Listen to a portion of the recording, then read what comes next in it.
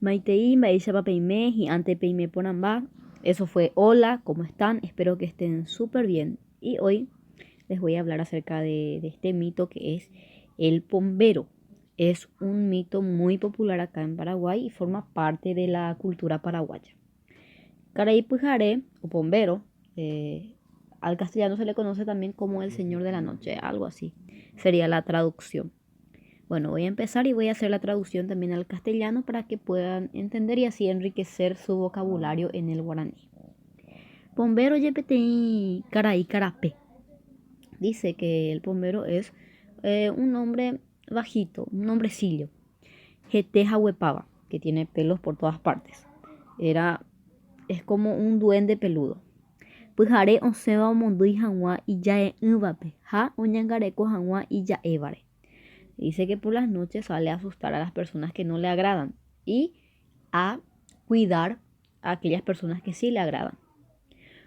Oñemoille chupe tatacuape, ka'a, petún, e ira jaguaripola, yaye jaujuca jangua, jese.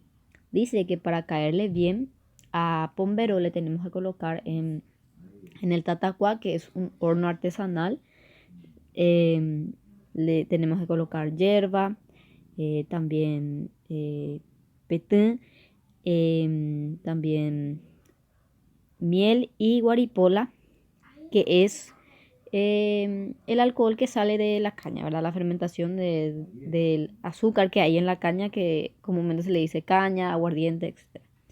Dice que esto tenemos que hacer para que nos quiera, para que nos pueda cuidar. Ñañemoinúramo carai pyharére y catunte mañasen yaguatata peputú y vaivébare. Dice que si nos amigamos con este hombrecillo, podemos salir por las noches a caminar a donde sea, incluso por los senderos más peligrosos, ¿verdad? Que no nos va a pasar nada.